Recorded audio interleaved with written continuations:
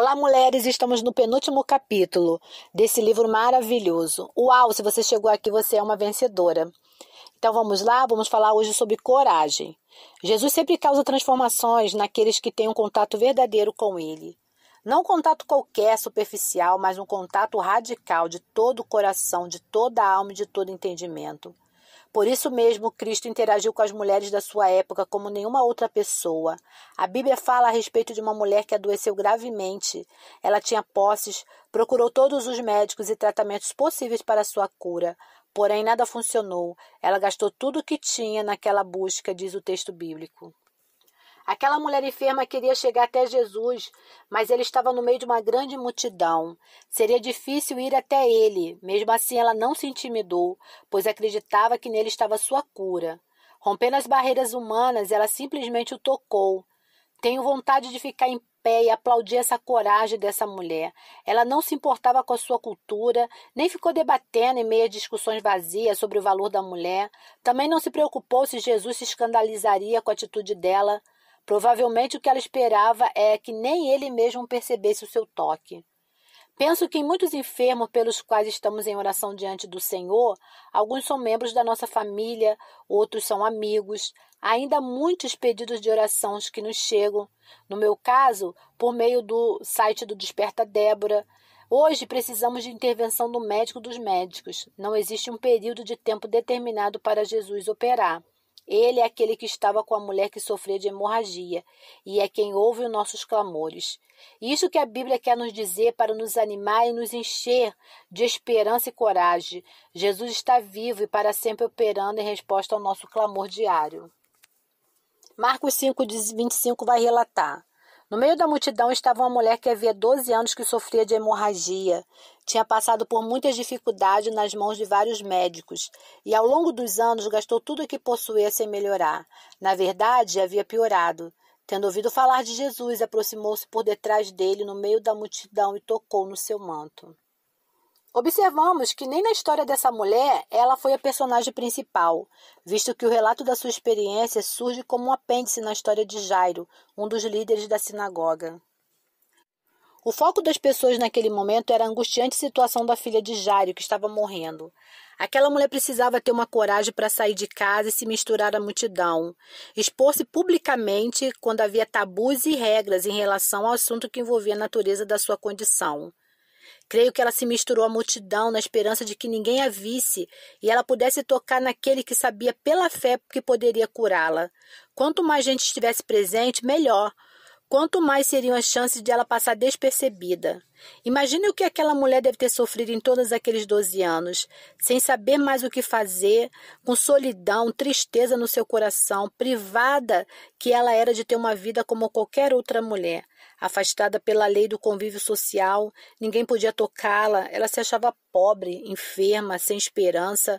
E para seu desespero, a situação só piorava. Cheia de coragem, ela decidiu ir atrás, buscar a sua cura. Por alguns anos, eu sofri de um problema assim. Eu tinha miomas no útero e morria de medo de me submeter a uma cirurgia para retirá-los. O problema é que me incomodava enormemente. A situação chegou a tal ponto que quase não havia dias nos meses sem que eu tivesse fluxo presente. Cada dia mais com intensidade.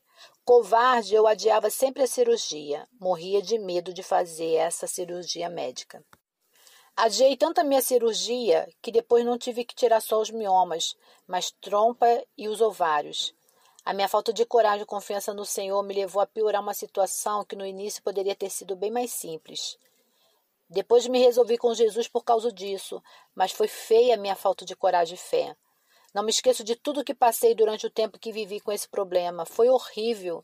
Enfrentei muitas situações constrangedoras. Imagine, eu conheci o médico dos médicos, sabia que ele tinha todo o poder para me curar, inclusive por meio da medicina, e tudo o que me impedia da cura era uma enorme falta de coragem para buscar a solução do meu problema. Estava ali ao meu alcance e eu parada, sempre arranjando uma desculpa para não resolver o problema. O medo tolhia as minhas ações e eu me acomodava. Que diferença daquela mulher da Bíblia! Eu me acolhia, medrosa, covarde, ela não. Embora tenha se aproximado de Jesus timidamente por trás, ela foi corajosa o suficiente, foi decidida, e eu não. A mulher havia tentado de tudo, e aquela poderia ser a última chance de sua cura, numa situação que tinha tudo para dar errado, em razão da multidão das pessoas ao redor de Jesus, pessoas que poderiam reconhecê-la como uma mulher impura aos olhos da lei mosaica. E se a reconhecesse, seria um tumulto daqueles. Ela era pobre e sozinha. Diante dessa situação veio uma pergunta à minha mente: o que Deus faz quando não sabemos o que fazer? Adoentada e fraca, ela não sabia mais o que fazer. Não tinha mais a quem buscar, não possuía mais dinheiro, bens que ajudassem a continuar na busca pela sua cura. Não, ela não sabia mais o que fazer. Então, em uma situação extrema como aquela, quando não há mais nada à sua frente, quando a dor da desesperança esmurra o teu peito, o que fazer? Deus faz, Ele chega. Jesus passa, o Espírito Santo se revela. Muitas e muitas vezes nós empacamos diante dos problemas sem saber como lutar e nem a quem recorrer. É comum que as tentativas de resolver as situações difíceis da vida sejam tantas que o desânimo toma conta e entregamos os pontos. Por isso, se desejamos buscar soluções para os nossos problemas, é preciso sair da zona de conforto. Acomodar-se não é opção para quem precisa de ajuda. Muitas das vezes nos sentimos sozinhas no meio de uma multidão. Mas isso não é de maneira nenhuma razão para desistir. Precisamos ter coragem de encontrar respostas em Jesus. Quando não sabemos mais o que fazer, Ele sabe. Quando estamos perdidas, sem encontrar solução, Ele é o caminho. Só precisamos ter coragem para buscá-lo, render-se aos seus pés e ao seu grande amor. Deus tem prazer em socorrer os seus filhos, aqueles que o buscam em corações e atitudes. Eu deveria ter me lembrado disso com mais fé para não demorar a buscar tanto pela minha cura.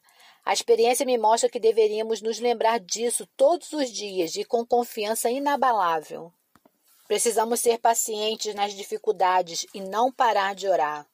Romanos 12:12 vai dizer: alegre-se na esperança, sejam pacientes nas dificuldades e não parem de orar. Penso que a razão de existir tantas pessoas tristes, abatidas, sem esperanças e amargas é porque elas não têm ideia do que Deus é capaz de fazer. Não entende o triunfo da cruz, que foi uma vitória contra as forças do mal. Falta a compreensão de que leva o próprio Filho ao sacrifício e é a maior prova de amor que alguém poderia dar por meio de um sangue divino.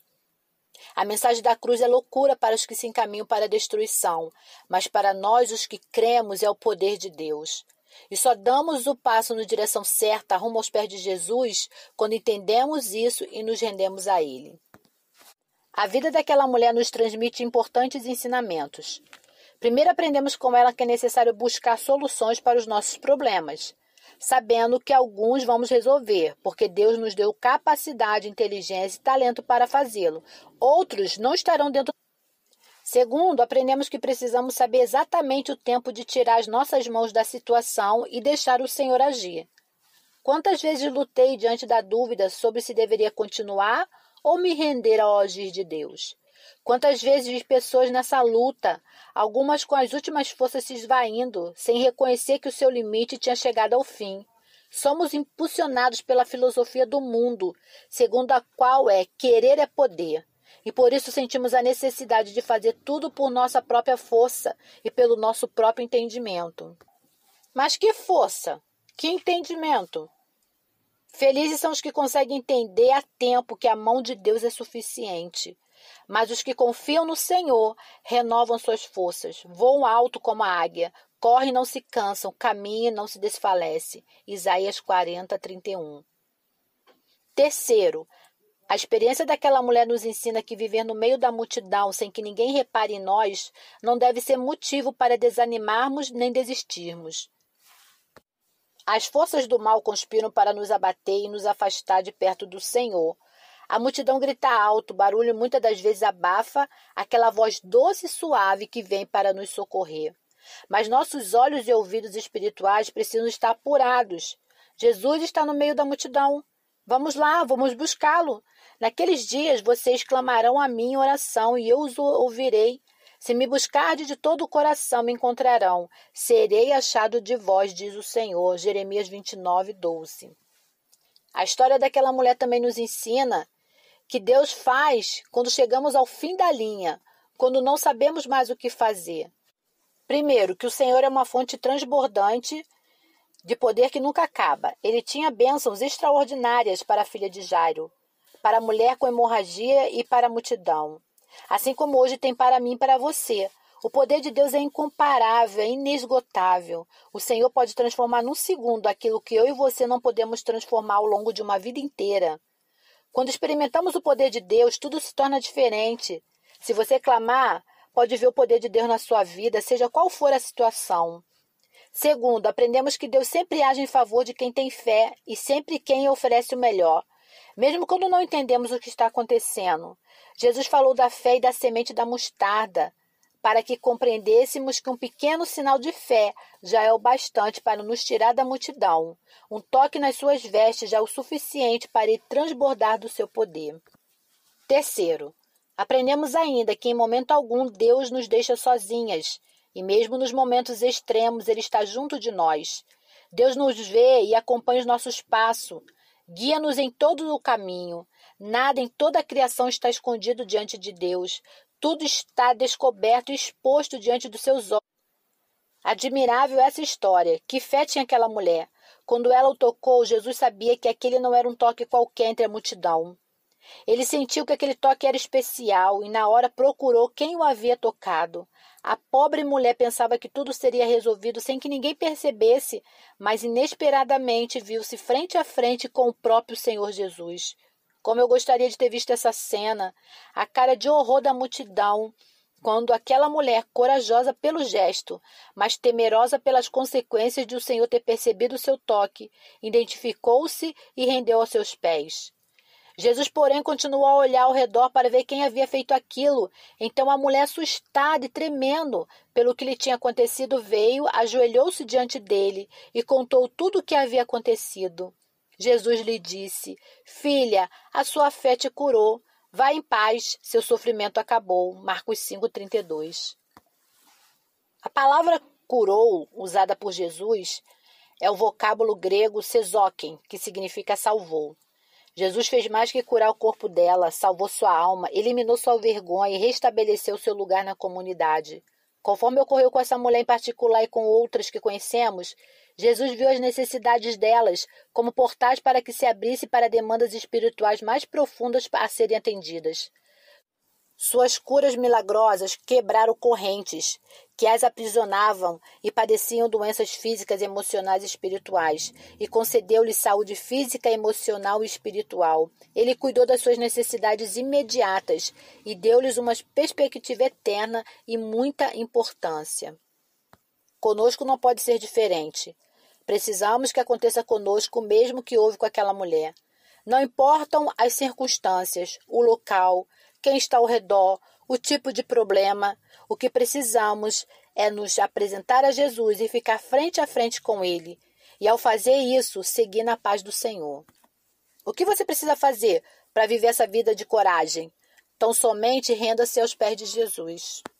Com base nesse lindo texto da mulher com hemorragia, reflita se você se considera uma mulher corajosa diante de Deus.